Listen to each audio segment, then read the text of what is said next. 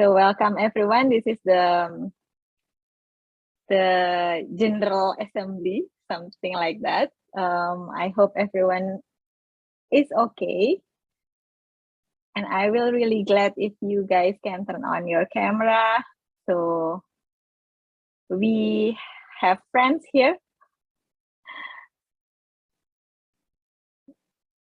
So let me introduce myself. My name is Petra Koudelkova. I am one of the lecturer for communication for sustainable development.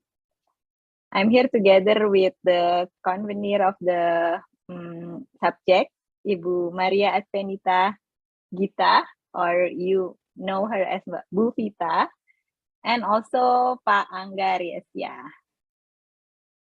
So as you already know, we will have a guest lecture later at the session, which is Miss Petra Koudelkova.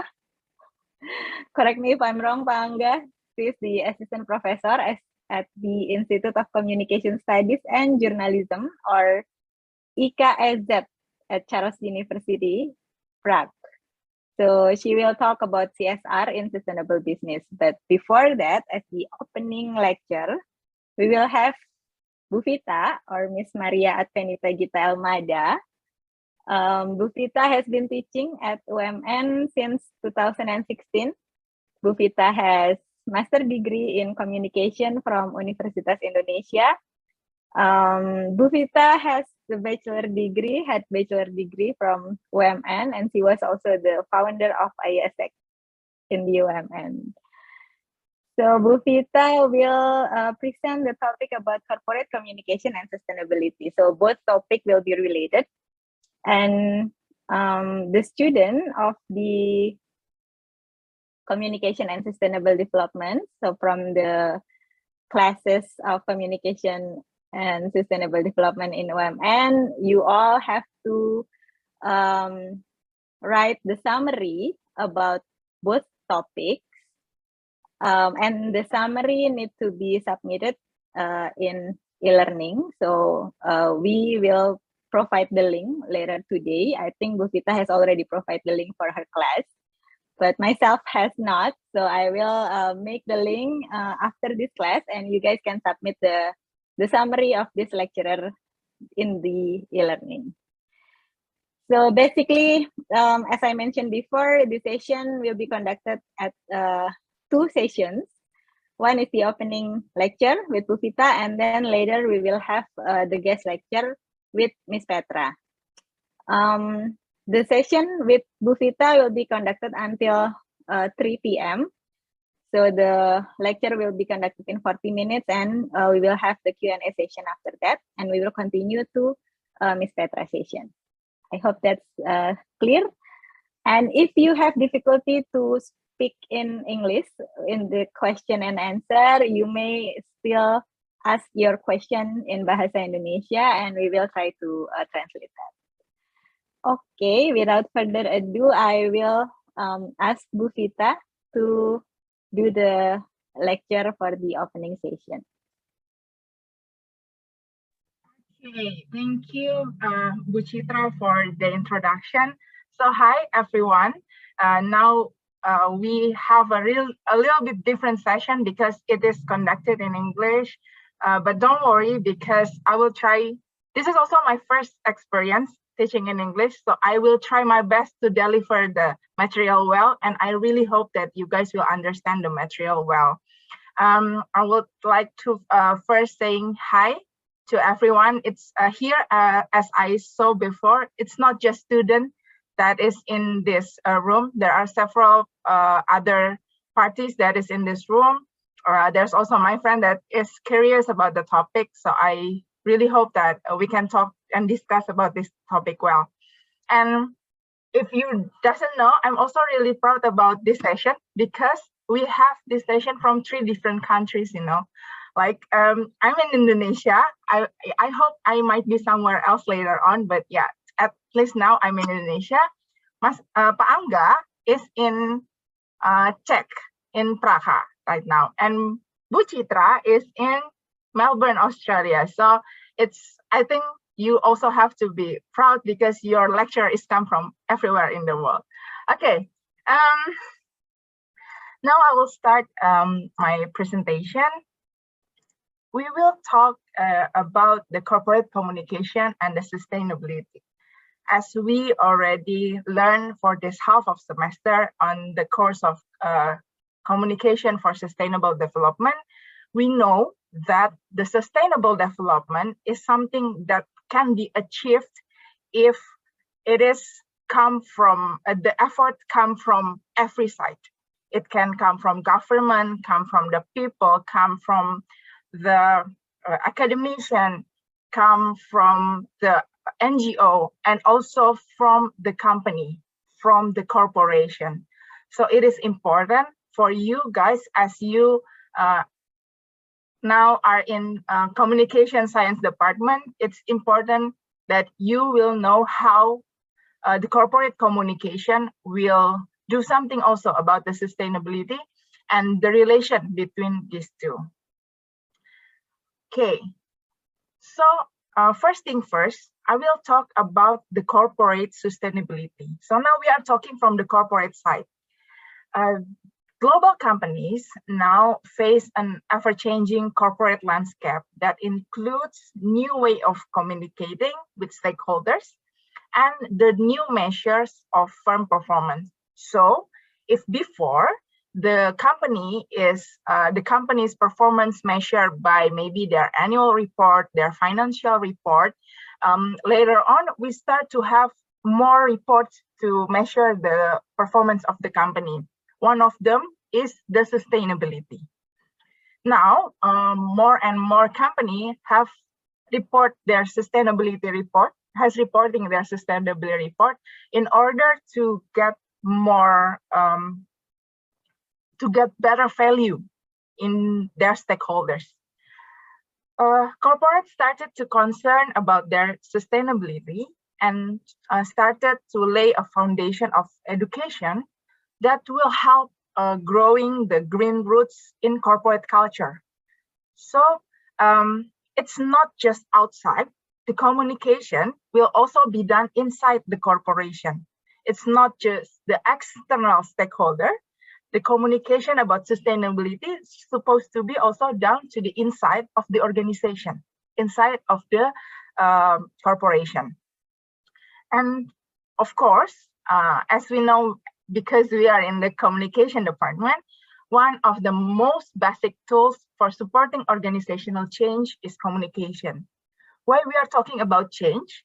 Because maybe before the company is not really concerned about the sustainability. It's laterly known that now more and more companies concerned about that. But before, no, sustainability even still not in the dictionary yet. It started to be talked about in the 1980s. So what about the companies before 1980s? They don't think about it, or maybe they think about it, but they don't have the terminology for it.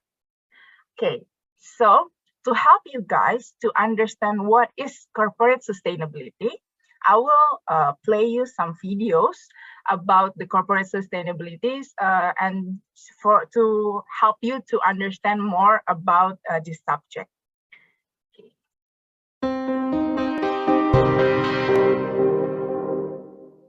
Do you wonder what people mean by corporate sustainability? Well, you're not alone. There has been a tidal wave of companies committing to sustainability. In this video, we describe what corporate or business sustainability means, why it matters, and how to make it part of your business. Corporate sustainability comes from the concept of sustainable development, which was coined in 1987. This simply means an economic development that meets the needs of present generations without compromising the needs of future generations. Businesses are in the business of creating wealth, but they have to do so without over-consuming natural resources. To do this, they must consider three key things in their operations. First, they need to treat employees and communities well. Second, they need to use natural resources responsibly. And lastly, they must invest in the long term. Seems simple, right? Well, if it were, then we wouldn't be in the mess that we are in right now. Here are 3 steps that would take your company on the sustainability journey. First, you need to look inside of your company and get things in order, including sustainability criteria in all of your decisions, and make it part of your culture. Second, work with your suppliers and with your customers to ensure that they use and dispose your products responsibly. Third, reach out to your local community and other key stakeholders to ensure that you are a good corporate citizen. One company alone can't create sustainable development because issues like climate change and poverty are so big. Everyone needs to be involved. And being green and good has real rewards for companies. It creates value and attracts investors and employees. Corporate sustainability can also create a world in which everyone can flourish on a planet that is resilient and rich with biodiversity. Okay. So I think you now have the picture of what is corporate sustainability is. It's actually what we already talked in this half semester about the triple bottom line, about the people, the planet, and the profit that it has to be maintained.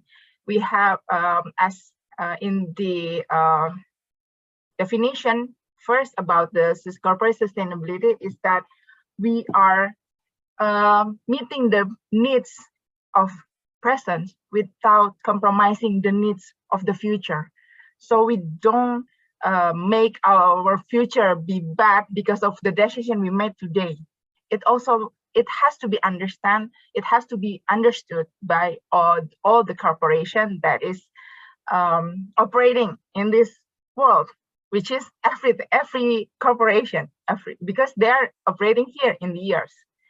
Okay, so the sustainability, the sustainable development, it's supposed to be the concern of everyone. As mentioned before, sustainable development, it was defined in the Brundtland conference or something in 1987. So it was said in the Brundtland report, aims to meet the needs of both current and future generation. So if we're talking about sustainable development, it improves our life now and later. And it has to be the concern of everyone, including the corporation. On the company level, implementing sustainability should guarantee long-term success and requires not only support of top management. So it's not just the director, it's not just the supervisor, it's not just the manager, but everyone in the company should concern about the sustainability, not just the corporate communication. Because if the communication talking about sustainability, but the other system of the corporate not talking about the sustainability, then it can be just a lie. It can be just a greenwashing. If later on we'll be talk about that, they just cover and make themselves look green, makes themselves look sustainable, but they're actually not. It's supposed to be not like that. That's why talking about sustainability, it has to be from all of the system of the corporation. Okay. Sustainability is a story. So talking about sustainability has become a mainstream business concern. More and more companies are communicating their story. Sorry, I mistyped here. Communicating their story. So leading businesses are open about the challenge they face and explain the important work they do to address complex social and environmental issues. Talking about the sustainability is the job of the corporate communication. Why? Because it's the corporate communication division. By communicating their efforts authentically, the corporate will demonstrate credibility and earn greater trust and recognition among stakeholders. Every stakeholders from outside and from the inside. So if later on when you finish your school and then you become a corporate communication, that will be your job to tell the story of the sustainability of your company. Now, we will see one of the example of the story of sustainability. So this is from the brand. Maybe not really, well, for me, it's familiar. For me, I'm familiar with this brand because I like to have a breakfast with cereal. So if you guys having a breakfast, like to have a cereal for your breakfast, you might know the brand. The brand is Kellogg's. Now I will show you the story of sustainability that is made by the Kellogg's Corporation.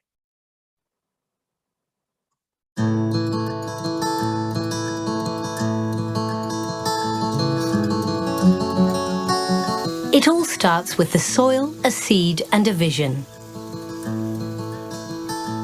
To give our foods the very best start while protecting the natural places and special people involved in the journey.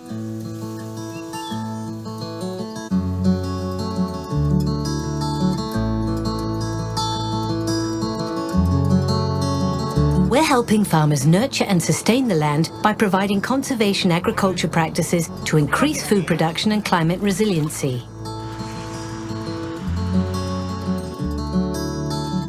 And we're supporting women farmers and their families to help improve their livelihoods and their communities.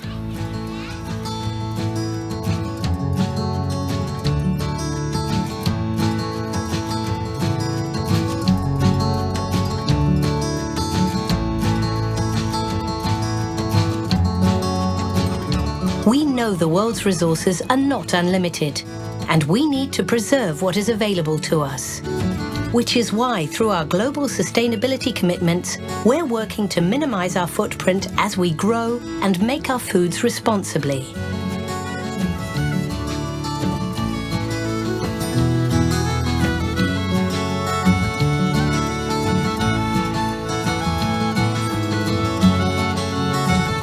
Within our facilities, we're working to use less resources as we make our foods.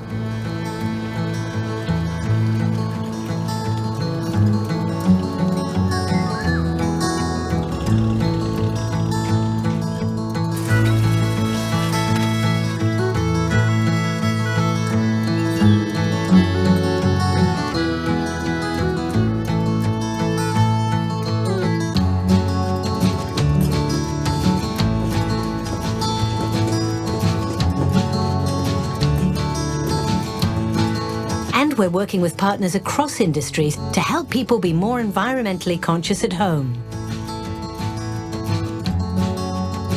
It's about working together to create a sustainable food system, to ensure there's enough food for everyone. We know we still have a long way to go. There is more to do, and we can't do it alone. But together, we can make the vision a reality, to ensure that sustainability continues to be at the heart of our foods all along the journey.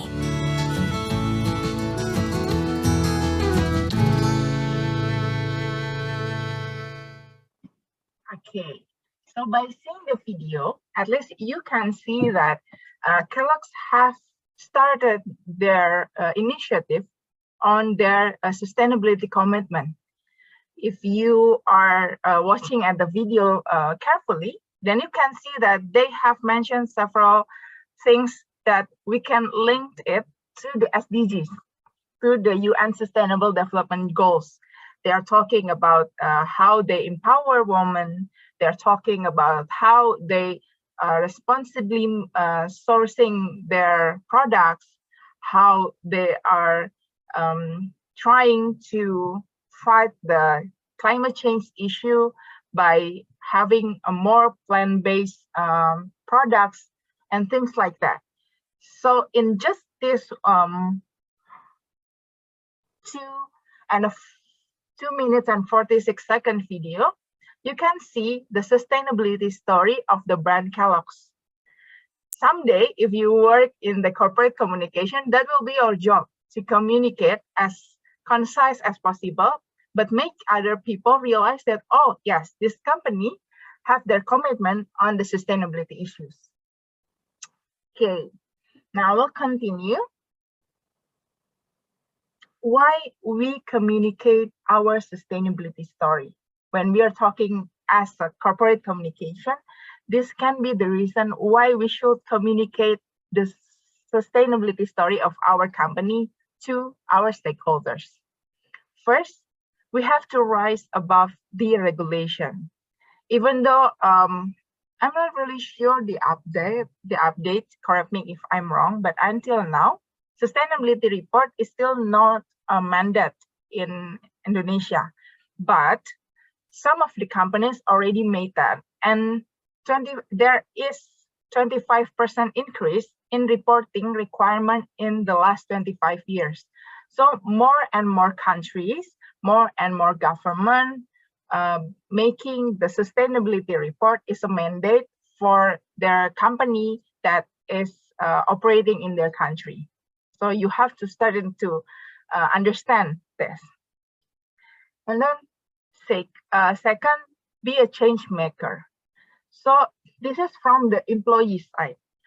For 6 from 10 millennials, a sense of purpose is part of the reason they choose to work for their current employers.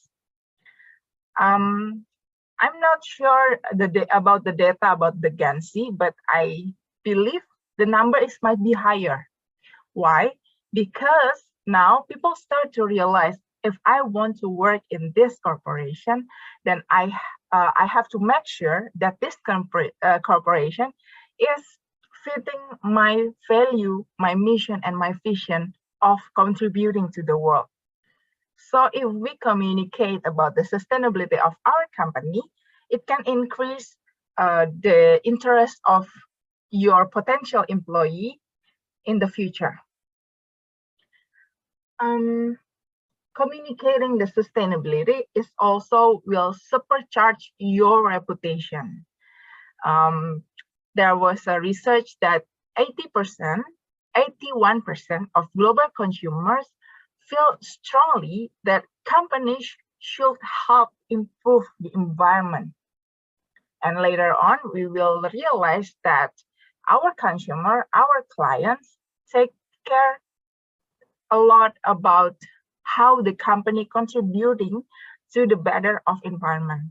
So it's not just reducing the impact of the negative impact to the environment, but also having more contribution to the better of environment.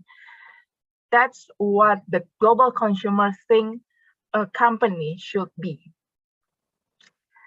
And the last one is about the meeting evolving investor expectation. So 60% of investment board members say they will divest from companies with poor sustainability performance. So if they are investing in a company, but the sustainability performance of those companies is not meeting the right standard, they will just take their money from that company. They will not investing in that company. More and more investor is now realizing that sustainability is one thing that should be in the company they invest to. Okay, so sustainability is a key driver for business performance.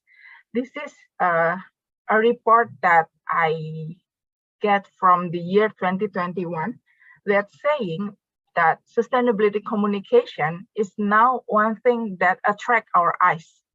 So people start to talk about this, not start, but more and more people getting in this issue, including you now, the student. Maybe before this, you don't really care about the sustainability issues, but now as you are taking this class, you are start to realize that sustainability issue is something that worth to think for. And more people think like that. That's why sustainability is also a key driver for business performance. The high importance of sustainability for companies in all industries is indisputable. People might think talking about sustainability is just for the company that works in the area that directly destroying the earth. For example, in the mining company, in the company that produce gasoline, or taking raw materials from the earth, just things like that.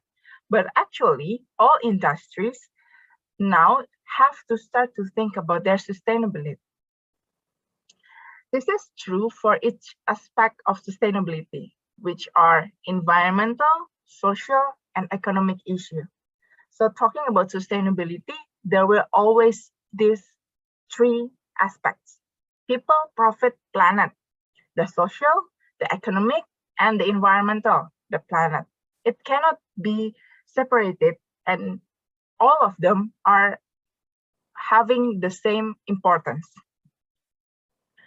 There was a global climate sustainability trends report by Weber Shandwick that states that sustainability isn't only an obligation to prevent risk, such as loss of acceptance. So it's not just to prevent their customer to leave them, but also actively offer opportunities such as building reputation and increasing brand value. So if your company is leading in the sustainability issues, of course, you will have a high brand value and reputation in the eyes of your stakeholders and your customer. Okay. Stakeholders expect sustainability. I was saying so many times about stakeholders.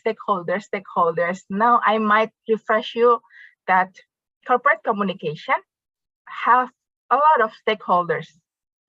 Our corporate communication, not just talking about communicate to the public, to the consumer, to the customer, to the client, but also to the government, to the investor, to the employee, the potential employee, and also to the NGO. These all stakeholders that will be your stakeholder when you work in a company as a corporate communication will expect sustainability from the company.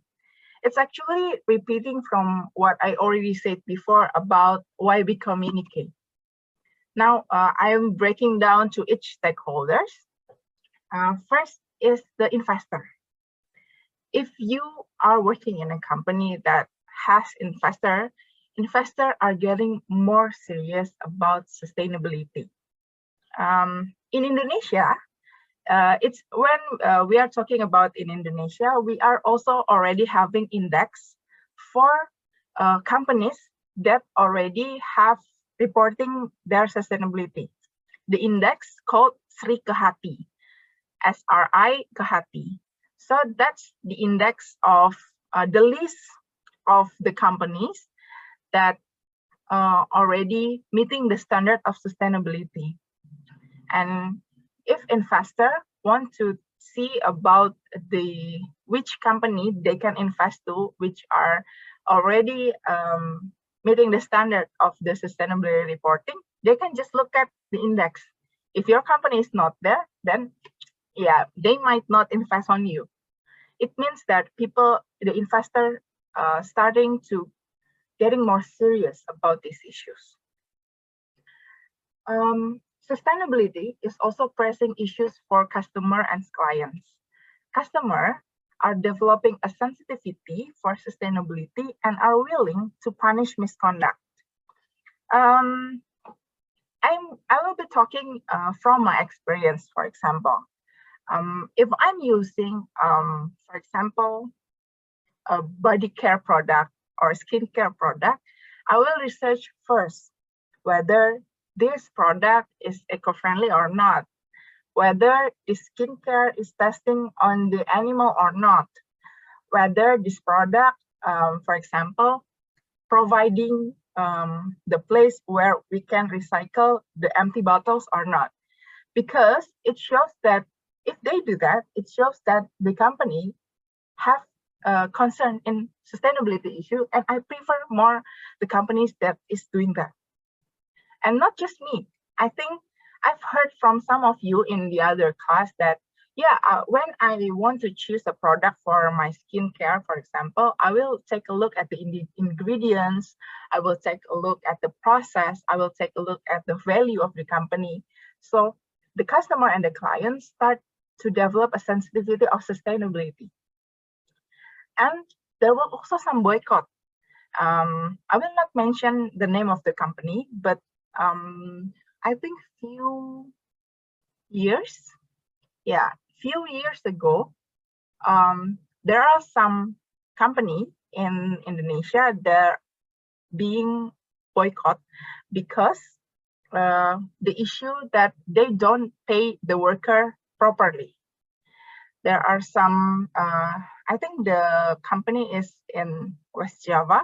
The factory is in West Java and it produces ice cream. So you might get a hint from what I say.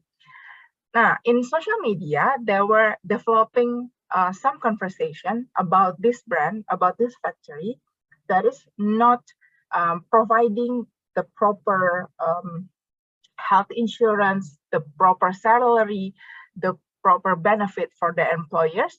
And people start to say, let's stop buy the product from this company because they don't care about the people in their own company. It makes sense since it's connected to the sustainability issue, since sustainability also talking about the people that is also maybe working there, the people that is around the company, around the factory, and so on. Okay, and the other stakeholders is the employees and applicants. They are also calling for more sustainability, especially talents and young professionals. So maybe, I don't know, I hope that you also already have this kind of sense, but maybe when you are apply for a job, then you can search about the companies first, and some of the young talents, some of the best talents, they will choose the company that has the commitment to the sustainability. They will prefer that rather than the one that does not have the commitment for the sustainability. More and more young people. Bu Sita, sorry to interrupt. 10 more minutes ya, Bu. Okay, Bu Cita. So I think it's almost done. Okay. So more and more young people want to take the aspect of sustainability into account when they're choosing a career. Other stakeholder is NGO and activists. They are forcing the government and the companies to develop a concrete sustainability strategies. So not just saying we are doing this, we are doing that, but they want to see the real act, the real action from the companies. And the last one is from the politics and the governments. Now the governments, as I said, some governments already having a mandate to make the sustainability reporting is something that is obligated for the company. Here are some global trends in sustainability reporting. First, 80% of companies worldwide, this is the research from 2020. So 80% of companies worldwide now report on sustainability. So it's already 80%. So it's like most of the company, almost 100%. And then the area, the regional that has the highest sustainability reporting rate is the North America, which is 90%. And then 100% of the top 100 companies in Japan and Mexico, they already report their sustainability. And there has been a surge in integrated reporting in France, Japan, India, and Malaysia since 2017. So the number is growing up. More and more companies report their sustainability commitment. Talking about the SDGs, now we are talking about the climate risk and carbon reduction. This is some fact about how the companies report on this issue. So around 40% companies now already acknowledge the financial risk of climate change in their reporting. So they know that this might affect my company. And then 1 in 5 companies report climate risk in line with TCFD recommendation. A majority of companies worldwide now have targets in place to reduce their carbon emissions, and there is growing trend to link corporate carbon targets to global climate goals. Now we are connecting the sustainability report and the SDGs. What are the facts on this issue? So a significant majority of companies now connect their business activity with the SDGs in the corporate reporting. As now you are doing on your project, you're connecting your project to the SDGs. The company in this world now already doing that also. However, the SDG reporting is of the unbalanced and disconnected from the business goals. This is the fact that SDGs that link to economic growth, climate change, and responsible consumptions are the most frequently prioritized by business. As you can now imagine now, which number of the SDGs is that. So these three are the priorities of the companies. And the least commonly prioritized by the companies is the SDGs that is linked to protecting biodiversity. Unfortunately, this issue is not taken in most company. They are not being a concern of companies, so it's least prioritized. Now, what you have to do later if you are reporting the sustainability, communicating the sustainability of your company. These are the best practice tips for effective sustainability communication. First thing first is align your strategies and walk the talk. So before you go out and start telling the world about your efforts, you should first align your communication strategy with your long-term sustainability business strategy. Getting all your employees on board. So make sure that you already have the strategies for it, and you have already getting your employees to contribute in this commitment. So it's not just you, it's not just corporate communication division. It should be from every division of the corporate systems. And it is important that you really do what you say. You walk the talk. You don't just say that you do this, but you really do that. And not just you, not just one person, but every part of the company doing that. Okay. And then honesty and transparency are key. So don't exaggerate your sustainability claims or even spread false claims, or you run the risk of getting accused of greenwashing. What is greenwashing? Greenwashing is when you cover, when you just saying that you have done some sustainability commitment to cover the bad things that you have done. Don't do this. Be honest and transparent about your commitment and your effort on sustainability. And then check your claims. Consumers are more savvy than ever, and they know how to check whether your claims are true or not. So again, don't spread false claim or even hoax regarding to your sustainability effort. It is best to double check whether all facts and claims have been presented correctly. Next, simplicity is your best friend. Why? Because keep in mind that sustainability, carbon management, carbon emission, and things like that may be some new territory for your audience. Maybe your audience might not understand that also. It's new for me, it's new from you, it also can be new from your for your audience. So you have to make it simple and concise to provide explanations about the sustainability.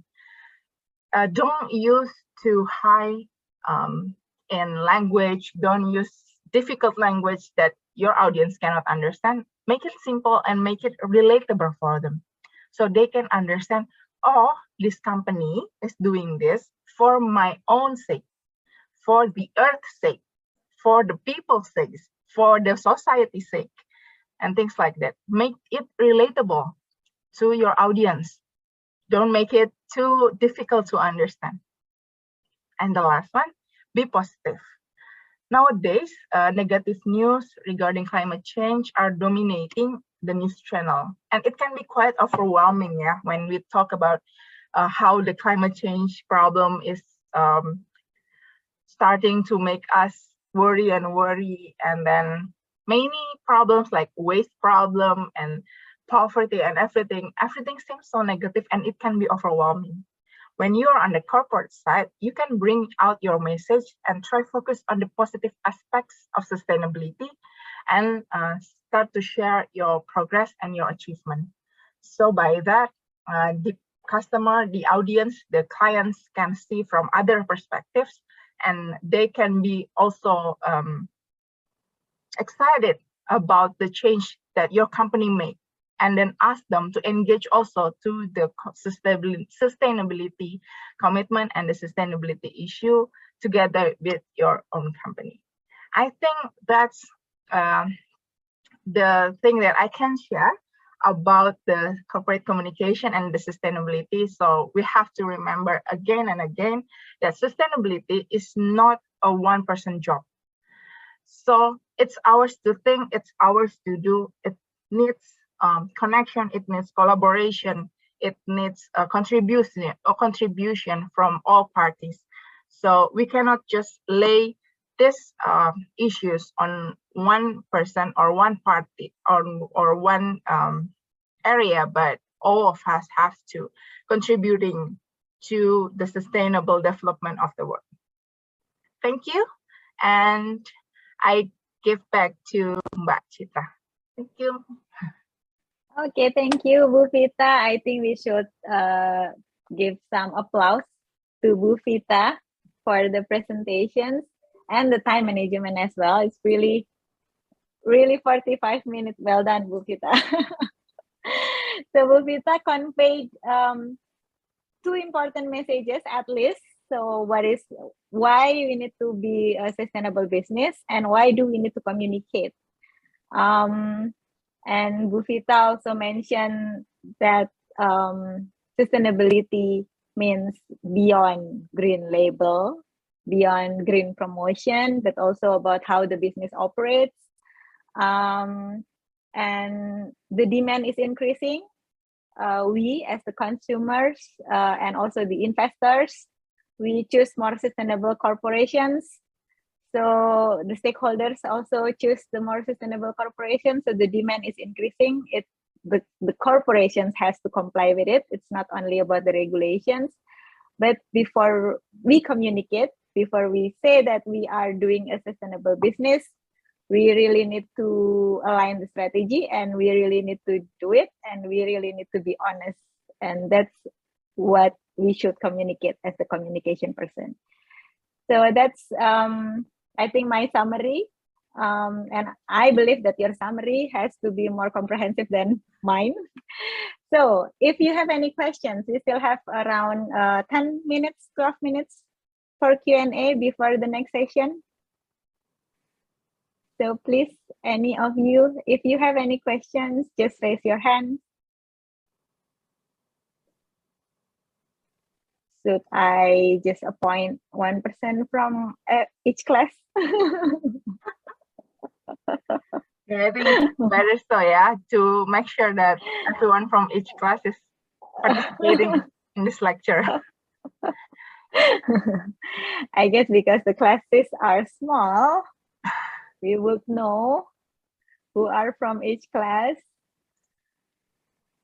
Okay, I give 5 seconds for everyone to volunteer to ask questions. You don't have to use English, law. Yeah, you don't have to use English. But if you want to practice, this is a good opportunity. I would also like to know if you guys are here, or it's just your name, waiting for Bu Vita to provide the absence link. I will give it later, yeah, the absence link, yeah. It's only one time from Jessica. The others are not here, I suppose. Okay. Thank you. Nikki, do you have any question? No? So far, so good. So far, so good. Do you have any takeaways from the lecture? Yes, I do, but I still constructing the information from Miss Vita. Thank you. Oh, in my class, I usually do this, Mbak Citra. In my class, I usually do give some bonus point for midterms exam. If there's some of you from my class that can give a resume, I give you 5 extra points. Anyone? 5 extra points. Okay, that's quite a lot. That's all. Okay, and if you don't have any questions, then you can give some takeaways that you think, oh, okay, I get this points from the lecture, and you can get 5 extra points for your UTS. Should not be in English also. Cindy Jonathan, silakan. But Kavita, you really want to give me 5 extra points for midterms, right? Yes, yes. I'll give it to you. Don't worry. No, I'm just kidding. Wait. Okay, so good morning, I think, for Pak Angga. Good evening, Bu Citra and Kavita. Oh my God, who spotlight me? Okay. First of all, I want to say thank you to Kavita for the presentation. It was a really good presentation. The summary is, I always say this in Kavita's class. I really interested with the 3Ps topic, people, planet, and profit, because once Kavita said in our class that first of all, actually, it's the planet first, not the people and not the profit. Because at first, I think how should I say? I think the people contribute to make a better planet because we do something for the environment, for the planet. And if we have done this something for the earth, for the planet, and the profit will grow step by step during what we do to the planet. But the fact when Kavita first said that the first is planet, because when the planet is good, because when the planet is not sustainable, what should I say? If the planet survive. Yes, if the planet is survive, is the planet is good for us to live, then the people will have some experience in this planet and will do more to protect this planet, to do something more positive, more good to the planet. So when the people is good, at the first the planet is good and then the people is good, then the profit will grow berbarengan together. Together. Yes, that's what I want to say. Thank you. Okay, thank you, Cindy. Do you have any comment, Bu Vita? Yeah, I think that's some of my students actually really getting the concept really good gitu with Citra. That they can really understand that the people, the profit, and the planet is the thing that the importance of those three are the same. And yeah, we are actually, I think Cindy was talking about the nested model, right? Yes, The people, the planet, the people, and the profit. And the profit. It's really what we need to start to think when we are operating our business, when we are doing our deeds, when we are doing, even though we are maybe not in the NGO sector, which is a non-profit organization, but you also have to think about the sustainability of your NGO, right? So it's important for every aspect of our life. That's why sustainability is not just talking about one part, but every part of our life. I think that's the takeaway that really good from Cindy. Good job. Okay, thank you, Cindy. Basically, it's if the planet is there, people can live on it, and then the second one, people need to be fed, people need to be healthy, people need to be educated, and when they are in a good welfare, they can make money. So profit come then after that. Okay, thank you, Cindy. That's a very good thought. I think we can have one more takeaway before. Natasha. Okay, Natasha, thank you. Okay, hello, Ms. Vita and Ms. Chitra. Today I got a very good takeaway from the lecture. I wrote that more and more companies are also realizing that climate change may indeed affect their businesses in many types of way. And I believe that this is why companies are putting sustainability into their corporate culture. Companies are also now linking their concerns for sustainability by connecting their business activities, as Kavita mentioned, with the Sustainable Development Goals.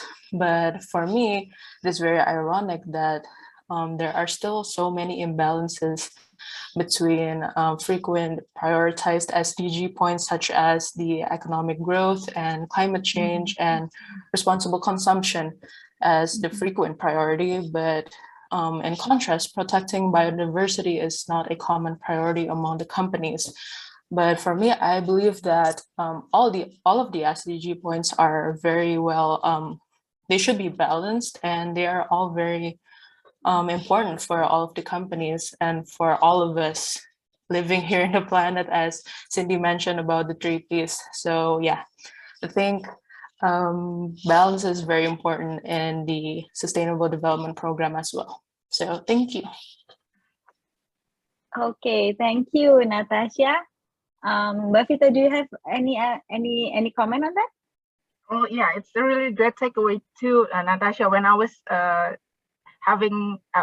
was making this lecture material, I was also shocked that, oh yeah, there are still imbalance between which SDGs is prioritized. And we can also see that from our class, yeah? In our class, there is 6 groups, 4 of them doing the same SDGs, 2 of them doing the same SDGs. So from 17, there's just 2 SDGs that we are talking about. But well, it's still a good start though. It's still a good start whether which SDGs are prioritized. At least there are people that start the initiative to make the SDGs happen. Still a good start. I hope that when you are later doing your job, when you are already become a corporate communication, I think you can start to contribute more and balancing the SDGs so all of them can be prioritized in the same direction. I think that's it. Okay, I think that wraps up our opening session today. So I would ask the round of applause for Bu Vita and Cindy, Natasha, and everyone here. Okay, thank you very much. I think our guest lecturer is already here, so I will hand over the session to Pak Angga as the moderator for the guest lecture session. Silakan Pak Angga. Okay, thank you, Bu Chitra, for giving me time. It is my turn now. Hello, everyone. For those who might not be taught by me this semester, my name is Angga, and I will be your moderator in these sessions. And before we go, I would look into our guest lecturers first. Hello, Petra, are you here already? Hello, good morning, everyone. Yes, I'm here and I'm already. How are you? Do you hear me clearly? Yes, okay. I can hear you. Do you hear me? Is it okay? Yeah, crystal Perfect. clear. Okay, perfect. Thank you. So, we are now going to talk about the important topic about the corporate social responsibility, planet first, and then people and profits in sustainable business. So before we go, I would like to introduce you our guest lecturer today. She is Petra Koudelkova, Ph.D. She is an assistant professor at the Institute of Communication Studies and Journalism, Charles University, especially at the Department of Marketing, Communications, and Public Relations. Her expertise is in corporate social responsibility, marketing communications, social enterprises, fashion brand marketing, and tourism marketing. So, and she teaches and supervises a lot of students in all level, from undergraduate until PhD, including me, actually. And she has already published, pretty many of publications, but of course, I cannot mention it one by one because it is too many. You may check on Google by searching her name, and you will get the publication.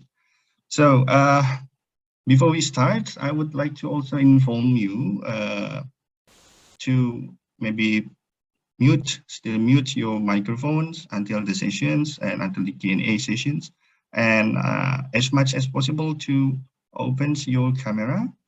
And if you have or would like to ask questions, just write down on the chat. If you consider to talk in Indonesian, it's okay. I will just translate it to our guest speakers. Or raise your hand, and we'll give you time and space to speak up in the sessions. So without further ado, I would like to welcome Bu Petra. Sorry, Petra, in Indonesian culture, we are used to call people's name by adding on the prefix in front of the first name. It's usually for women, Bu or Ibu. It means Miss or Mrs. in English. So I would like to welcome Bu Petra Koudelkova to give her lecture today. So the time and Zooms are yours. Anytime you're ready, Petra. Okay. Thank you very much, Angga. So good morning, everyone. Once again, I am very happy I can be here with you. And now I will share the screen. Just a moment. Yeah, perfect. Okay. Can you see the screen, please? Okay. Yes. Yes, it's open up now. Okay. Perfect. So, good morning. As you know, my name is Petra Koudelkova, and I would like to speak about the phenomenon of corporate social responsibility and its negative impact, that is greenwashing. You are probably experts in corporate social responsibility, but I will summarize really briefly what we know about CSR, corporate social responsibility. Can you see the second slide? Because sometimes we have technical problems with scrolling the presentations. Do you see the second slide or the first one? No, not yet. I think it hasn't shown yet. Okay, so maybe this format will be better. Yes. Yeah. Okay. So perfect. Okay. So according to many definitions, we know that corporate social responsibility is a voluntary integration of, above all, social and environmental consideration into the daily business. Thank you.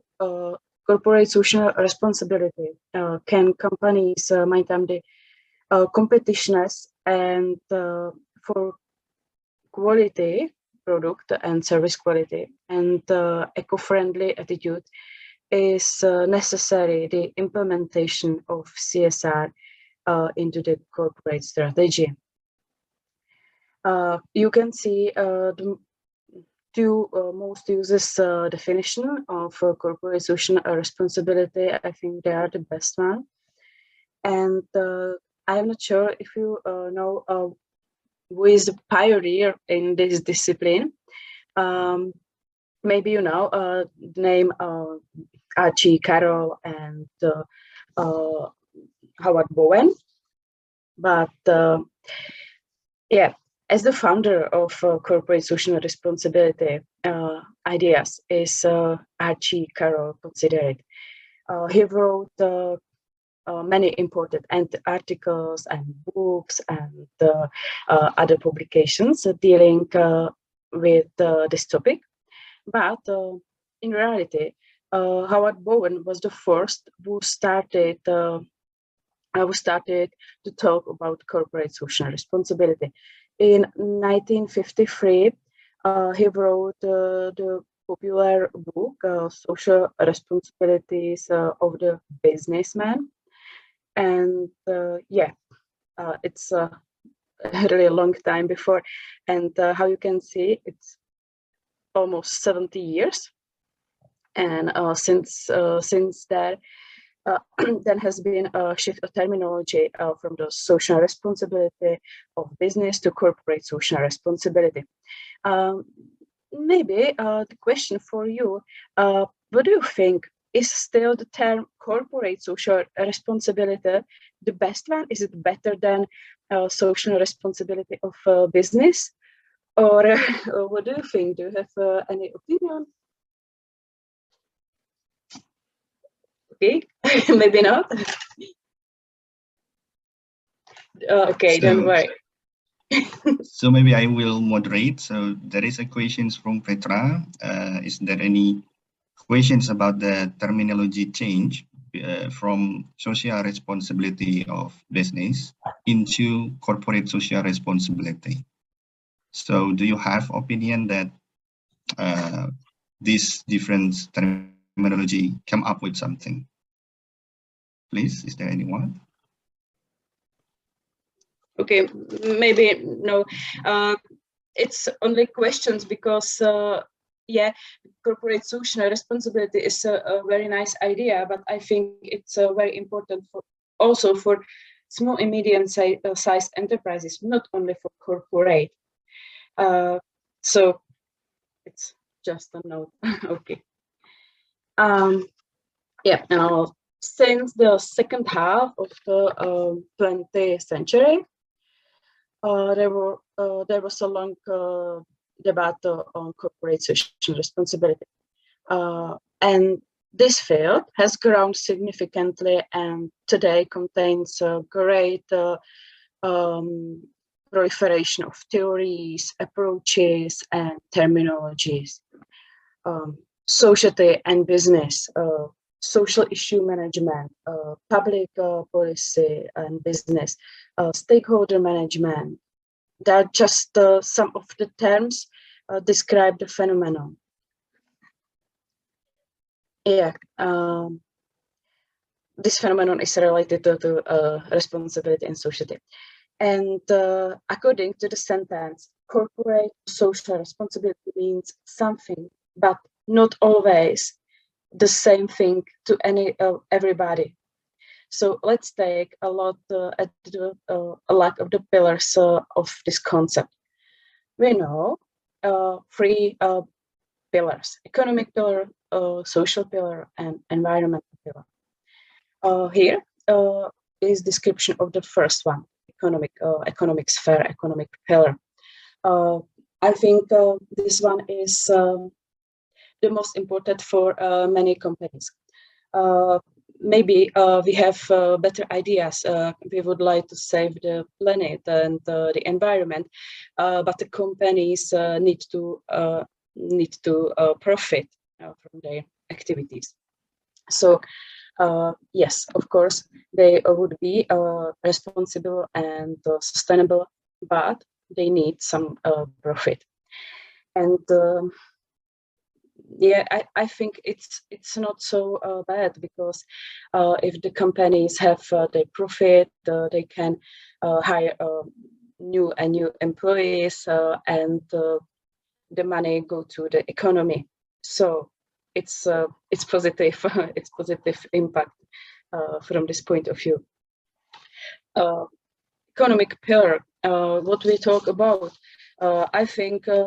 One of the most important thing in many countries is corruption. A rejection of the corruption is very important. I'm not sure how where are you exactly from, and how exactly is your country in the rank of perception of corruption. you probably know we have Transparency International, and this organization make every year the rank of perception of corruption and in many countries all over the world. And the Czech Republic, where I am from, gained only 54 points. It's not too much. The best countries are Denmark and New Zealand with 88 points. So it's only for your inspiration. Then what is very important in economic sphere, it's transparency of customer suppliers relationships and others. Then a relation with shareholders and also with many other stakeholders like with customers, management, government, bank, and other. Then investor behavior, supply behavior, and many other. Unfortunately, I don't have some example of economic pillar here because it's a very sensitive topic for many companies. But I have other examples, maybe for social CSR. Probably the social is much more convenient for you. When we talk about social responsibility, we think about corporate philanthropy. It's really very famous among employees, not only in the Czech Republic but also in the other countries of the European Union. So maybe also in your country, I'm not sure. Then health and safety of employees. Now the last 2 years when we had COVID pandemic here, so yeah, there were many steps for health and safety employees, and also very important is work-life balance, because the people were on their home office, and yeah, often they were satisfied, but after one and a half year, they don't feel very well in home office, and they know that some work balance, like I don't know, 3 or 4 days in the office, and then 1 or 2 days in home, working home office, it's better than be only home, because it's better for your psychology and so on. Then we can speak also about child labor prohibition. So very important topic, and many others, job security, human rights, but also diversity teams, yeah, because it's also a really big topic. Yeah, we have, and you probably too, many teams with international team members, let's say, and it's much more better because you can gain the point of view from many countries. And what is also important is gender and age diversity. We still have problems with age diversity, because when you are, let's say, 55 plus, you have a really big trouble to find new job, because for your employee, are you old, unfortunately. So the Czech Republic try to fight with this, and gender diversity is also big topic for us. I know that the West countries like Germany, France, and many others they have better conditions for this topic, like age diversity and gender diversity. So we will see in next years. And yeah, the ethnic diversity is for us the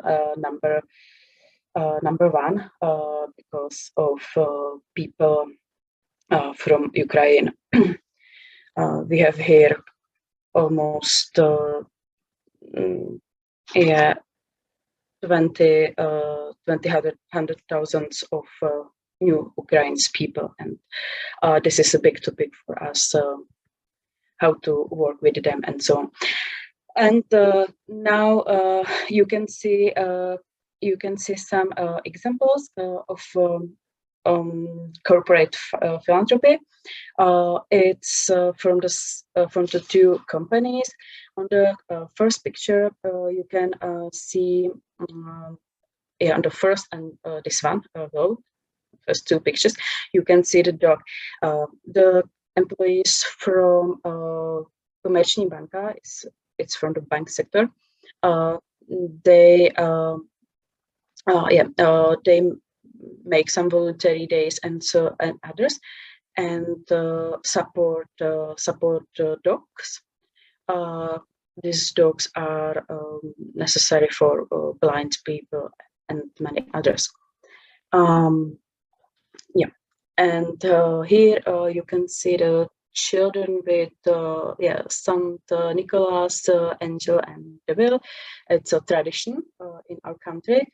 5th December, go Saint Nicholas and Angel and the Devil to the children, and children say some, I don't know, they can sing or say something for them, and they get the presents from the Saint Nicholas. So it was about money for the children, and here is support of education for older people in IT technology. Yeah. No. Yeah. As I said, the corporate philanthropy, as well as voluntary days, are still very popular among the employees, and not only in the Czech Republic, as I said. Even in European Union, even the companies are trying to steer their corporate social responsible activities in a different direction. Reducing or canceling voluntary days is a modern trend, and let's look on this picture, on this concept. It's a development of CSR concept in practical application of companies. It is guilty for the Czech Republic, for Slovakia, maybe for Poland, because the West country, they are, I don't know, 5-10 years ago. So in the beginning, it wasn't a CSR concept. There were only activities based on the philanthropy, and these activities were done ad hoc, and there were no plan, not strategy at all, no plans, no strategy at all. The help was primarily manual, and it was related to do voluntary days and the philanthropy. Workers cooked soup for homeless, or they helped to build the kindergarten, and etc. But sorry. But there was a big change in CSR concept in several last years. the companies realized that CSR is good marketing tool, and it could be big competition advantage, and they started think about it more precisely. CSR was a part of corporate strategy. They have special budget for these activities, as you can see.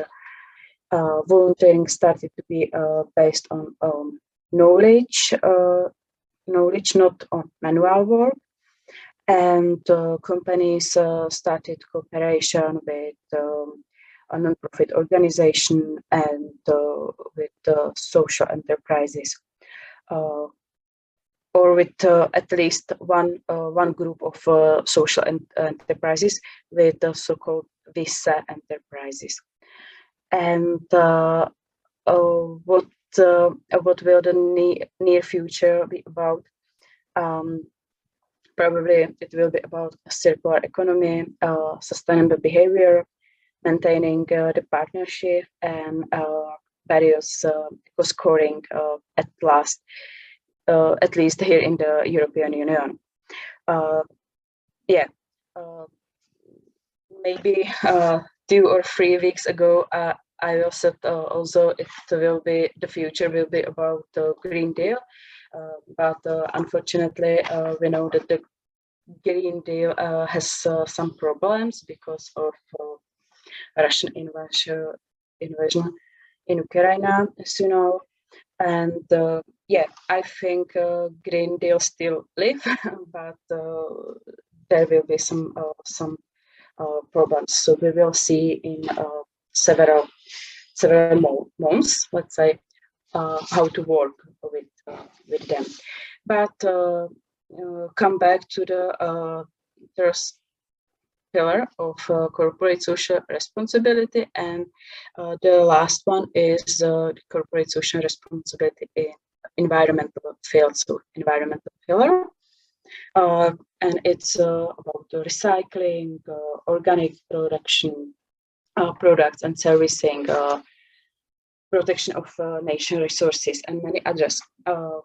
Again, maybe I am curious. What is the most important thing in your country in this field? What is discussed the most?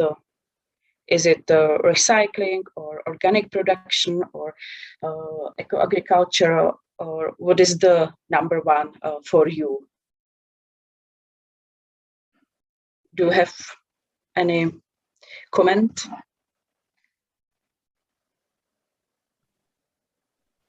Please, do you have any comment? Or if you hesitate, just write down on the column chat.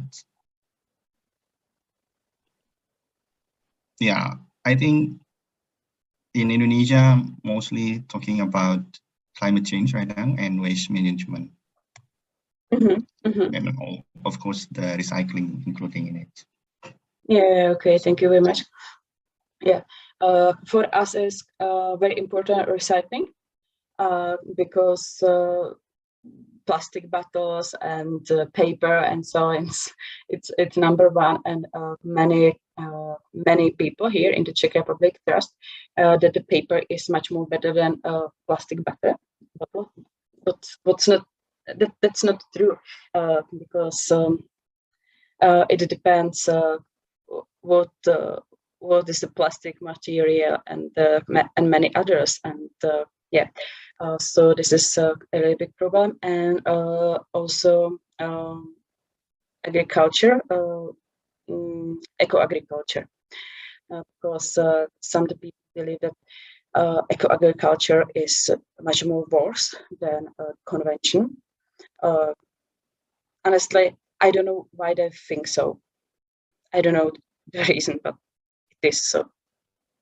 Yeah, and now, you can see the examples from another Czech company.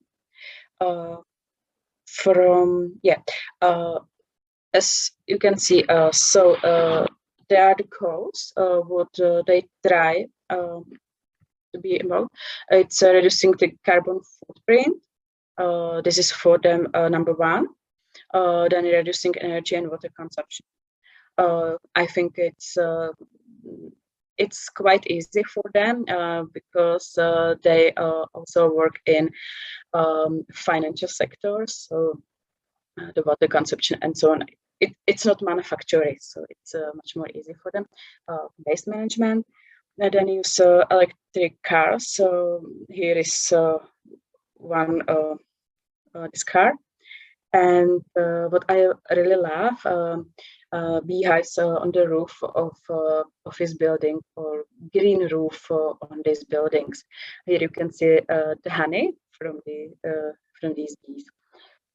Then is diversity, gender pay gap, and foundation. So they are the goals of one Czech company. Yeah, so this example arose from cooperation among management and employees, and I think this goes fall into both into environmental pillar and in the social pillar, because they involve employees in community support also.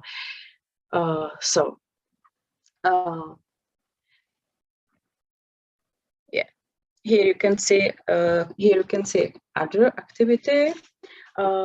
This is Unilever. You probably do know Unilever. I think it's the international companies. Everyone knows very well. And probably I'm not sure if you can see it good, but I hope so. Unilever is placing a new packaging label directly after best before text on the certain food product. And this, you can see here. This activity label, often good after label, is the result of collaboration between Danish food waste startup Too Good To Go and a number of food manufacturers, including Unilever. So I think this is very good for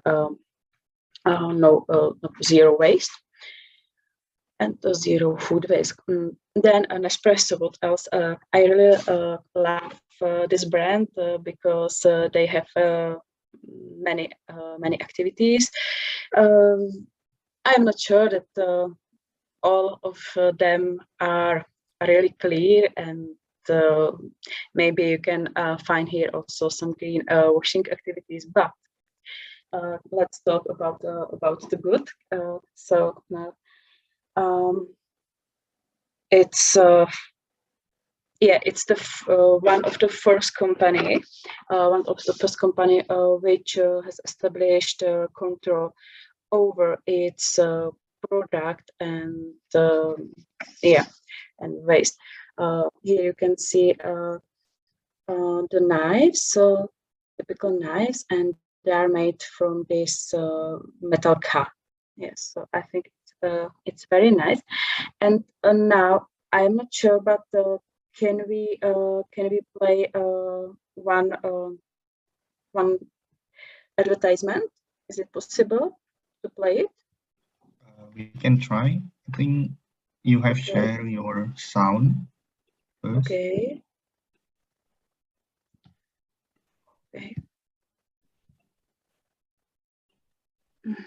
So,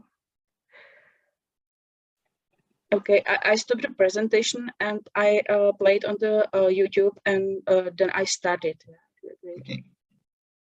So, fact.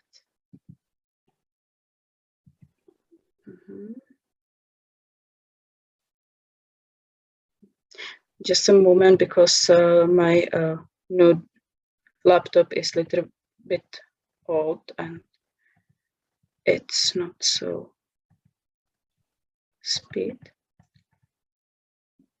Yep. Perfect.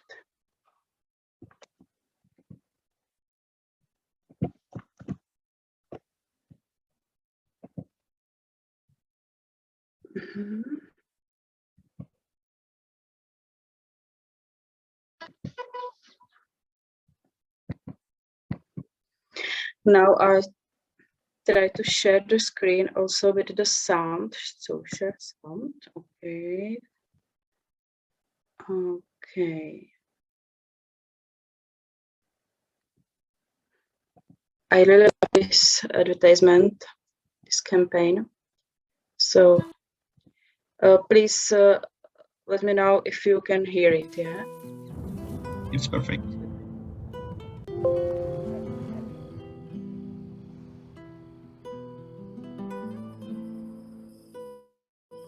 This is a story about a choice. A choice that helped farmers like Umberto earn more money and gave him more free time. And even helped him support his daughter, Andrea, to follow her passion all the way to university.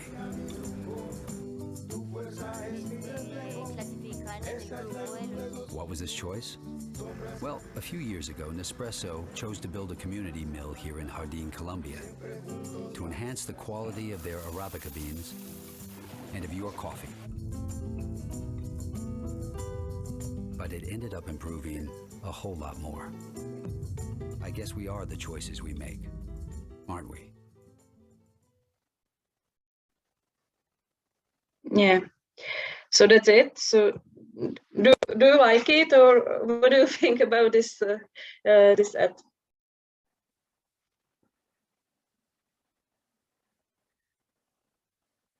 I really love it, yeah, because it's support of the brand, and they speak about their sustainable and responsible activities, and yeah, I really love it.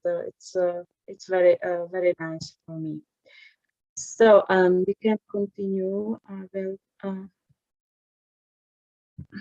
share the screen. Perfect. Yeah. So it's about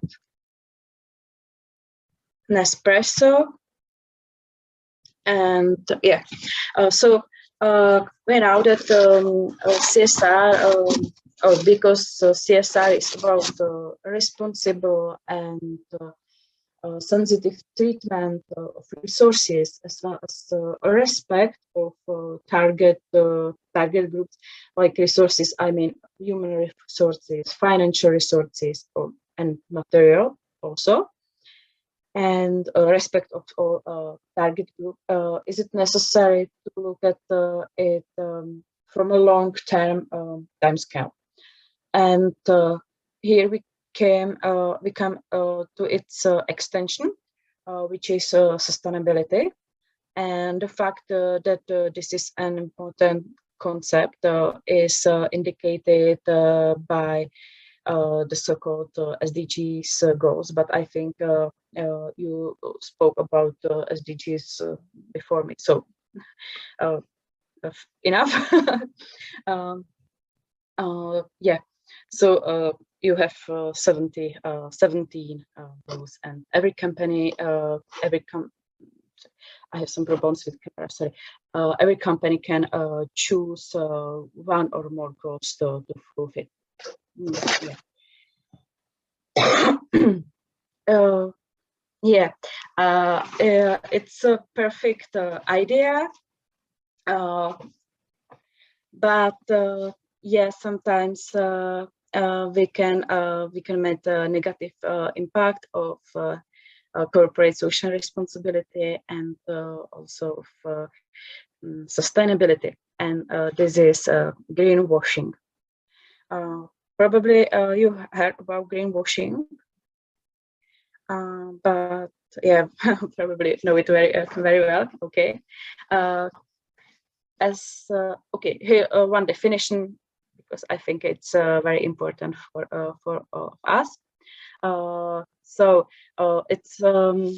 it's deceptive marketing practice that involves unsubstantiable claims about an environmentally friendly product or service attributes. To put it another way, greenwashing is a play used by companies to trick customers into believing in organization products, services, or mission have more of an environmental impact than is accurate. In a world where we all need to do everything we can combat climate change, greenwashing is an environmental issue. It undermines companies that actually utilize sustainable practices and makes it harder for conscious consumers to make eco-friendly decisions with their wallets. And in the long term or long run, let's say, it erodes consumer trust in eco-friendly and sustainable brands. So how you can identify some claims of greenwashing?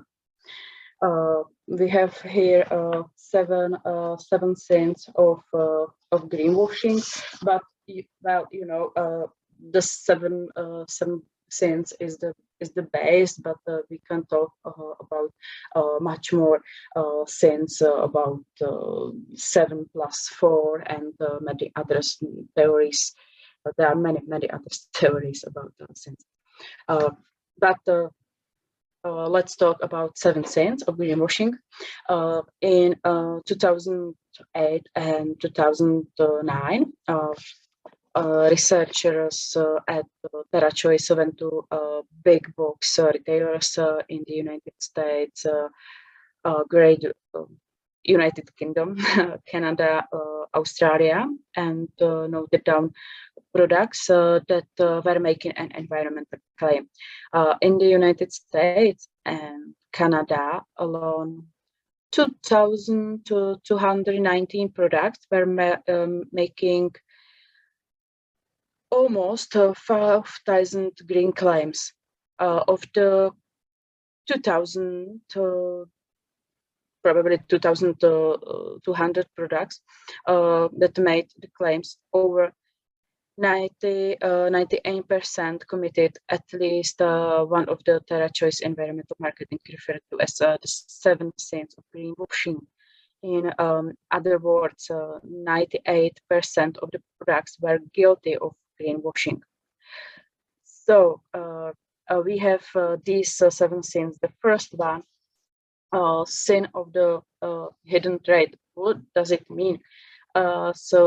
Environmental issue that are infringing at the expense or another potential more concerning issue. For example, the harvesting of paper isn't necessarily environmentally friendly because it came from a sustainably harvested forest. Then number 2, sin of no proof, environmental claims that are not backed up by factual evidence or third-party certification. For example, products that claim a certain percentage of product come from consumer recycled content without providing factual data and details. Next one is sin of vagueness, claims, let's say. So environmental claims that are lacking in specifics and are deemed meaningless. For example, the term all natural, it's not necessary, or green, mercury, uranium, and arsenic, to name a few of nature occurring. Then sin of worshipping false label. So it's creating false certification of labels to mislead consumers. For example, creating fake certification to mislead consumer into believing that the product went through a legitimate green screening process, and it's not true. Fifth sin of irrelevance. So it's unrelated environmental issue are influencing. For example, saying a phone is, I don't know, CFC free when CFCs are already banned by law, or saying no phosphates. That it's the same example as the first one, because phosphates are also banned in many countries. Here in the Czech countries, I think in 1996. Sixth sin of lesser of two evils. So environmental claims on products that have no environmental benefits. To begin with, for example, saying cigarettes are organics. Yeah, they are, but there is a problem. Last one from this list is sin of fibbing. So it's environmental claims that are blatantly false. For example, saying that a diesel car emits zero carbon dioxide in the air. And I think that the sin of fibbing is the worst at all. But it's my opinion. And as you can see, I have here one more. It's additional sin. It's a sin of green visual. That means that companies show the pictures with nice nature, or with dolphins and turtles and so on and so on, because the pictures and videos have very big impact on the audience. And now I have here some examples. So here you can see the label with essential oils. It is label, yeah. Maybe I don't speak about the brands. It's much more better. But if you can read the instruction, so you can find that there are no essential oils. So this is a sin of fibbing. This one is a sin of worshipping false labels. I'm not sure, but what do you think? Do you know this certificate label? No. Mm-hmm. And do you know KFC? Yes, KFC is very common, but other than that, maybe we lack of knowledge of that. Yeah.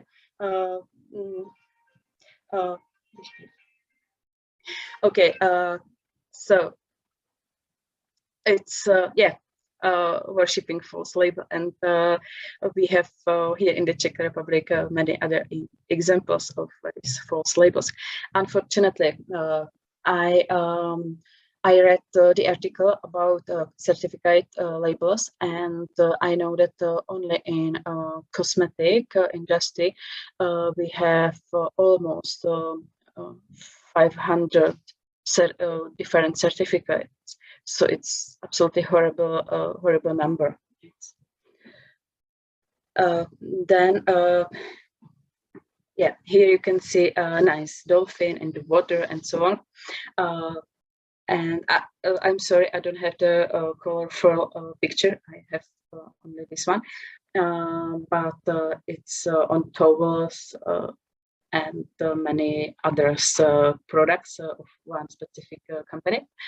And this is the sin of visual, because you have to have the feeling like, okay, so these products are absolutely okay for the nature and for the animals. Everything is perfect. And here, 20% of recycled cotton.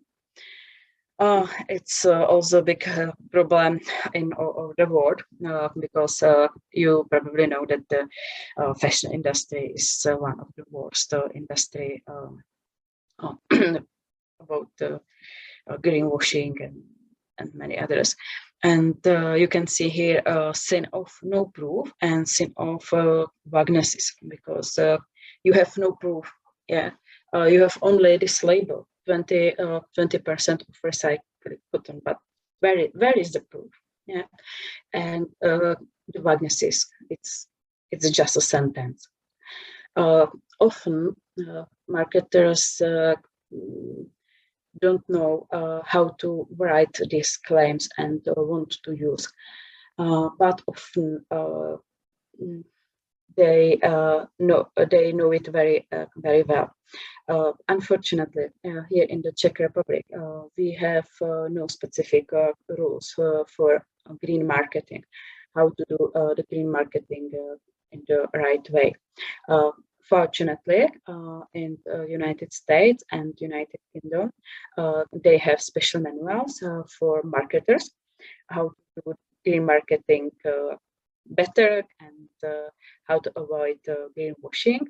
And here you can see the links on these green guides and green climate codes in example of United Kingdom. GB, it's Great Britain, so it's United Kingdom. It's the same. And maybe what is important in the end, I would like to say that here in the European Union, they prepare the EcoScore labeling. It's based on the traffic lights, like green, orange, and red, and the consumers will have some information about how good or how bad the product is. In the end of the year 2022, we will have this eco scoring for cosmetic industry, I think, and in 2 or 3 years we will have this eco scoring also in beverage and food. Unfortunately, about fashion industry, we have any information. So I am very interested what will be in this time.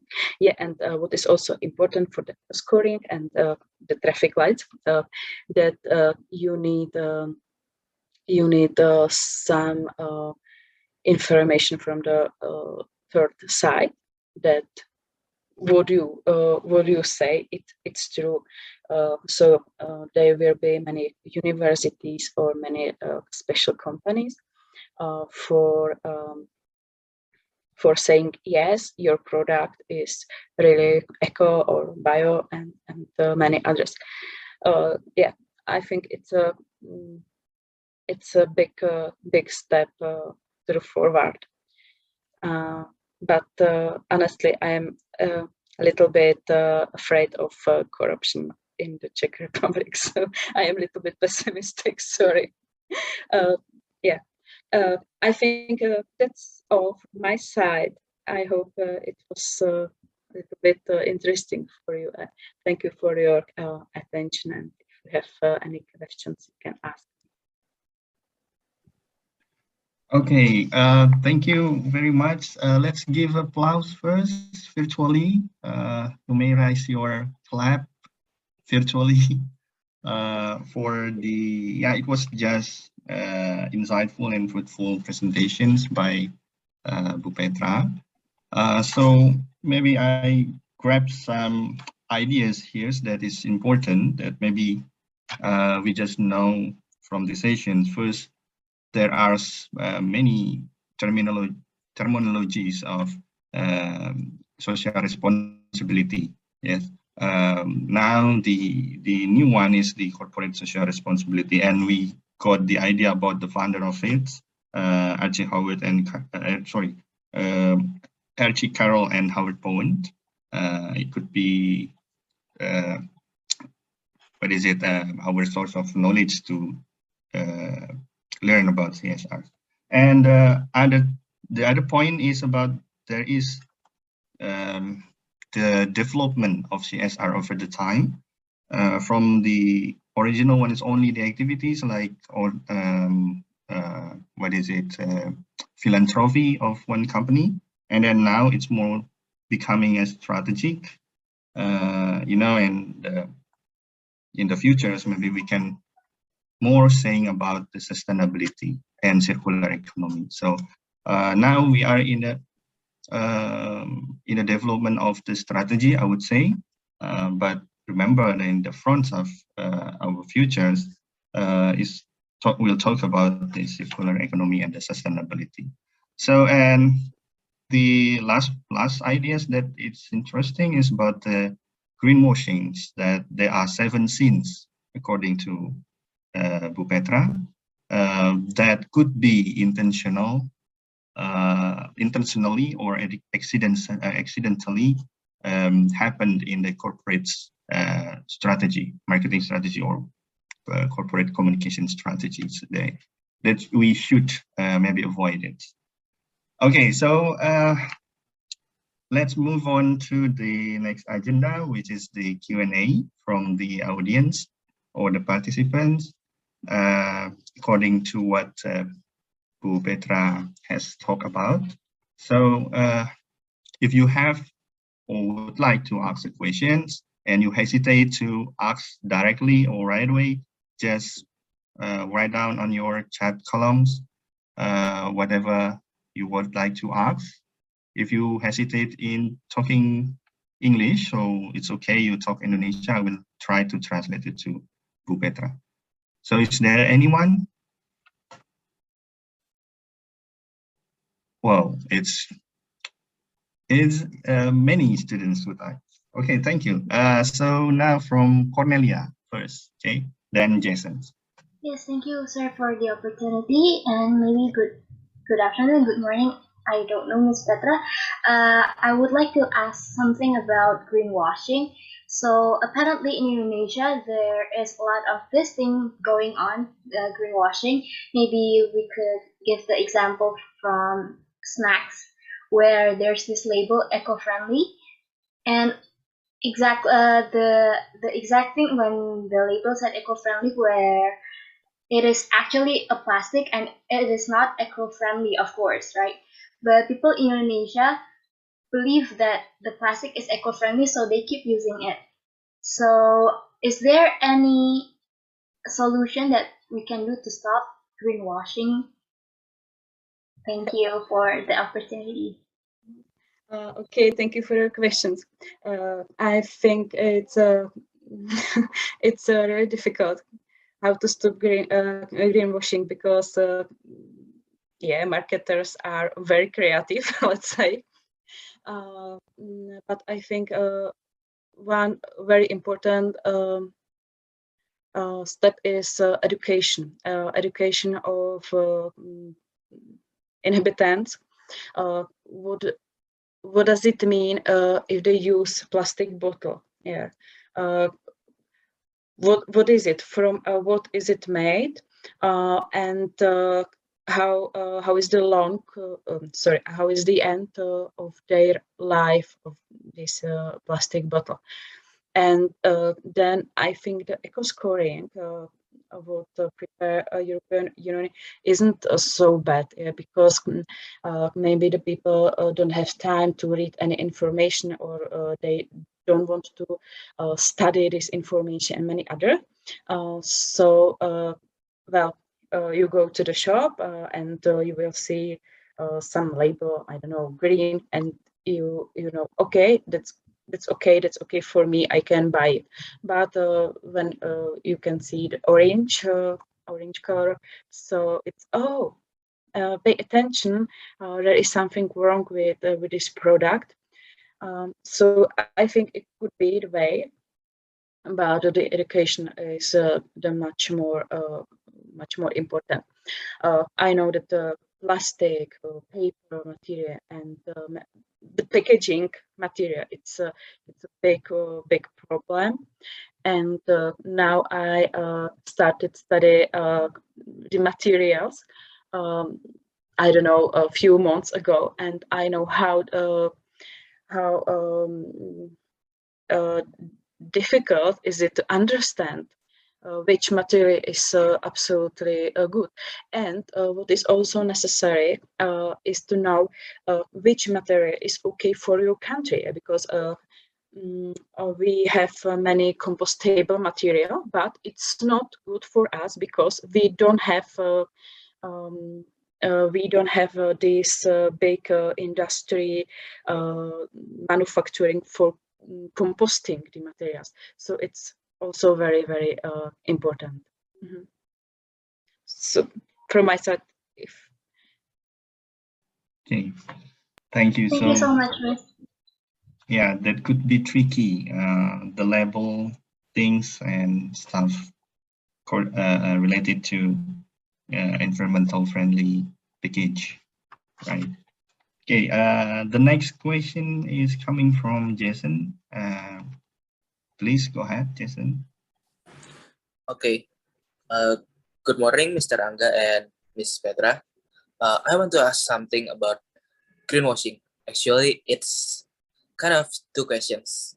So for the first one, as of right now, I think greenwashing has become commonplace, right?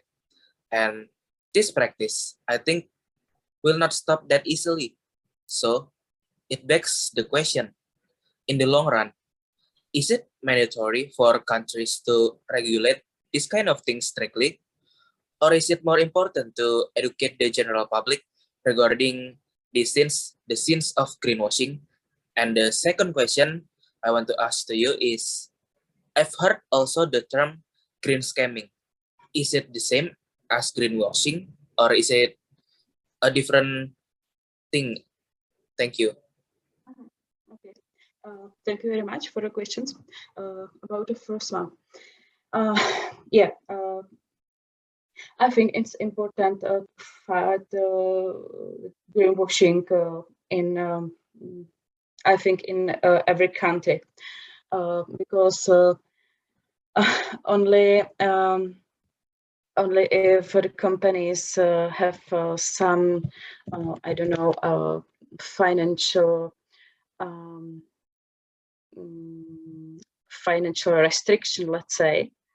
So only then they start behave ethic, and they are able to stop the greenwashing.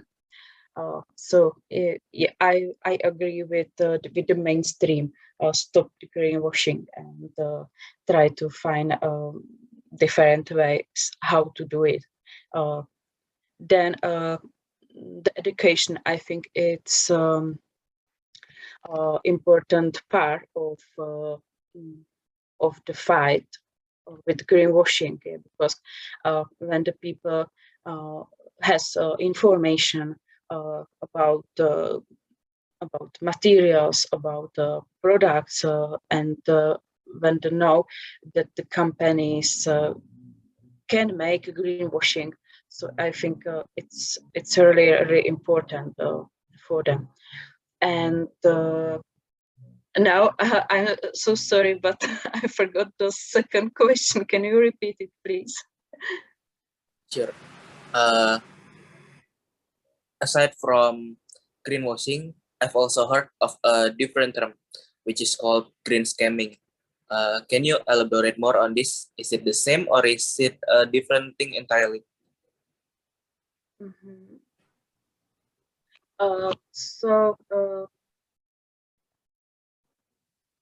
Sorry.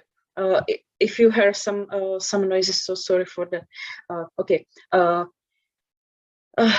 No. Well, I think it's very difficult how to distinguish this. Maybe it's very similar, I think so, but it depends it depends how to think about it, because in every country, so it has a little bit different meaning. I think so, yeah. So I'm really sorry, but I don't know how to answer you in for this question, because every country has a little bit different. Sorry. Okay. Thank you for the questions, Jason. Maybe Okay. I can write some sentences, and I can send it to Anna, and Anna can send to you. But I needed to study the situation in these countries. If you agree, is it fine for you? So yeah. Yeah. Certainly. Yeah, I think it's quite difficult to differentiate green scamming and greenwashing at the same time. So we need to take look into detail about what is going in both of the terminologies. Okay. So the next one, is there any other questions? Okay, Cindy, raise her hand. Okay, so go ahead. Okay, thank you, Mr. Angga. Good morning, Miss Petra. I want to ask you a question on the slides. You said that greenwashing is a deception tactic, whether intentional or accidental, employed by companies. So how we can tell the companies that they do the greenwashing, not do the sustainable, not do something to make our environment is better than before? You know, because you said on the slide, the greenwashing is a tactic that want to make the customers believe that the product, service, or anything are more environmentally impactful than it's true. Then if the company didn't know, they don't have intention to do greenwashing, but actually it's greenwashing, then how the company realize that they do the greenwashing? Okay, thank you for your questions.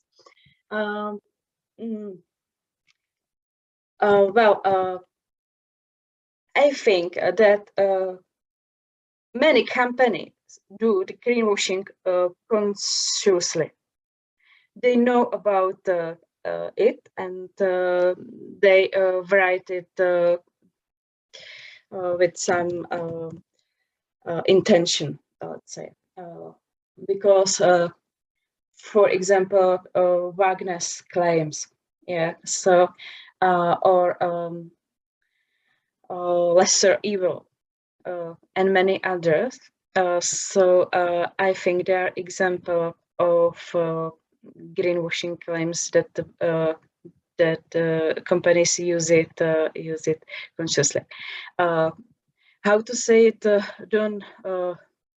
Don't do it. I think it's also about the education, maybe education of businessmen. I know that in 5, 6, 7 last years here in the Czech Republic, we have here some special campaigns for the businessmen, and these campaigns, it was government campaign. It were government campaigns, and they speak about environmental problem, about the many about the waste and about the drought in the Czech Republic, and many other problems from climate changes. And the thinking of businessmen shift up, and they want to do something better. Yes, so maybe this social advertising from the government. Social advertising is going from the government or not non-profit organization, let's say, So it could be solution. And then maybe the appeal of customers, yeah, because when customers don't buy it, so the businessman understand that here is some problem, something doesn't work.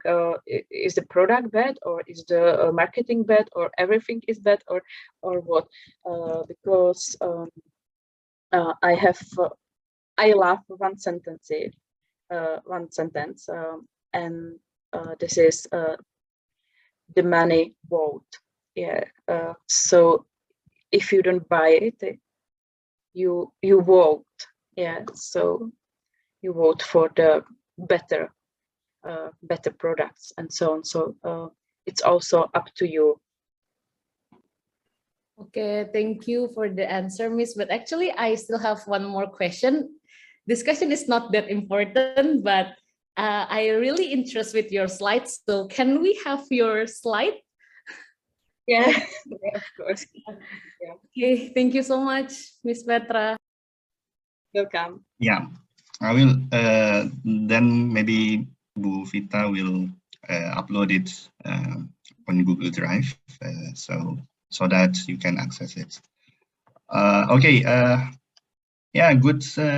I think it's great discussions from all of us. And is there any other questions then from the students? No? Or maybe any other takeaway like before we did? No? Maybe Okay, I can ask you. Maybe I can ask you if you have any interesting experience with greenwashing, and if you have, you can share it with us. So it's very interesting for me. Yeah, who might have experience for greenwashings, maybe when buying something or watching the advertisements or something. No? I think they just hesitate to give their opinions, Petra. So maybe I would give a space, a spot for a lecture here. If there is lecturers attending these sessions, so is there any from you that would like to ask questions?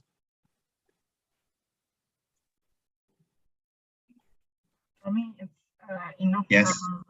Because actually the explanation is already mind-opening and mind-blowing, that we can see now that the greenwashing is actually something that maybe we encounter every day, but today I just know that there are 7 sins of greenwashing, and I was just like, oh yeah, there's so many type of greenwashing, and it's a really great insight from Ms. Petra. Thank you so much.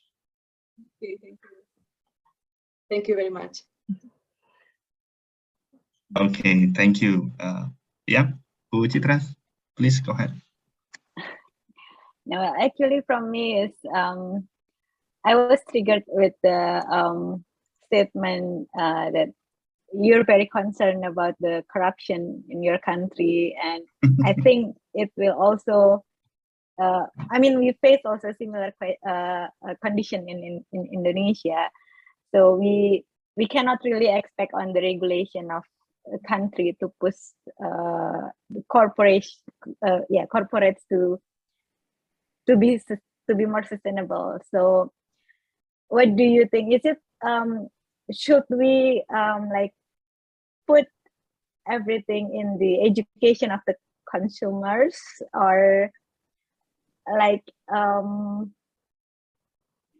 is there any like push from the investors as well to maybe like, is there any certifications of more sustainable corporations that will convince investors more than other companies? Or what do you think about that? Okay, thank you for the question. I think education is important, but as I said, know all customers are willing to educate, they don't have time to study something, and so on and so on, and maybe then don't want to do it often. Yeah, we have here many certificates. I think for the fashion industry is a very good GOTS certificate. I probably know you know it, but I write it to the chat. GOTS certificate, and then you can be part of a B Corporation. It's a special institution, but the problem is that the people, the inhabitants, don't know what does it mean, who are a big corporation. So now we are in the start, we need to explain and educate the audience, the public, and so on. So yeah, education is really important, because I think the change must come from the bottom and from the up, from the government and from the customers, according to me. Okay, thank you very much for the discussion. Yeah, it is really, again, fruitful discussions, but then the time is very limited. So maybe I would like to wrap up some ideas here from the discussion. So I think I would say that there should be the responsibility of producers and consumers as well in consuming products right now, which is, of course, how we consist to choose eco-friendly products, and also from the producer sides, they have a responsibility to communicate about this kind of sustainability concern or issue. But again, like Bu Petra said, that it's all on the consumer in the end, because without the demand from the consumers, I think the eco-friendly products, or the sustainability of the business whenever they sell the products is not happening. So if we consist already, and we can educate ourselves and choose the right one for what it is said really green product, so maybe we can avoid the greenwashing. So I think, yeah, that's all from these sessions, our guest lecturers. Hope you got the idea. Oh yeah, it's very relevant with the project. So Bu Petra, students here are obligated to doing the projects in terms of anything like CSR program, or maybe other communications for sustainable development. So it could be the insights, how you can take in charge or create the program of the CSR properly. Okay, so it's gonna be the end of the sessions, and I will hand over again to our coordinator of the class, Bu Vita, to ending up the sessions. Please, Bu Vita. Okay, thank you so much, Pak Angga and Bu Petra, but don't go anywhere yet. There's still one person that I would like to invite. Wait, I have to, okay. There's also, there's one more person that I would like to invite to give the closing speech about this guest lecture, as we have a really special guest far away from Europe. So there's Dean of the Faculty of Communication Science, Mr. Andre Andoko, would like to say something to you, Bu Petra, and also to the student. Ya, Pak Andre, silahkan. Yeah, halo, Pak Angga, apa kabar? And Ms. Petra, how are you? So we hope that you are in a good health. So on behalf of the Faculty of Communication Science and also UMN, we would like to thank for your time to share with our students. Talking about the sustainability, then actually our campus UMN has committed to build a sustainable campus. That's why a lot of activity and initiative we have been doing to achieve some level of sustainability. We built our building as an energy saving building, so our building can achieve the energy saving more than half of the electricity consumption. And also we do a lot of recycle waste to recycle waste. So almost no waste in our campus, including also the water. So we try to conserve the water as well. And some of the students' activity also we try to to make a lot of activity in a sustainability activity. And from that commitment, then our campus has achieved last year as a rank 142, I think, globally as the most sustainable campus. 142 or 146 as the most sustainable campus. And in ASEAN level, two of our buildings has won the prize as the first and the second prize as the most energy saving building. So yeah, talking about the sustainability is very relevant today and in the future, because of course we want to contribute to the conservation of our earth. So I think the sustainability topics, it will be relevant now and also in the future. So once again, thank you very much, Pak Angga, Bu Advenita, and also Bu Chitra for conducting this lecture session. So I'm sure that it will be fruitful for our students, and also maybe as an initiative to drive our students to be more aware about sustainability and also do some action in a sustainability project, especially in the campus. So once again, thank you very much, Ms. Petra, for sharing your knowledge to our students. Thank you very much. Thank you so much, Pak Andre, for the closing speech. So now we are already in the end of the session. I will share in the chat box what you are already waiting for, the link for the presence. Yeah, you must be waiting for this the whole session. Yeah. Now you can click on the link to confirm your presence in the lecture, and don't forget to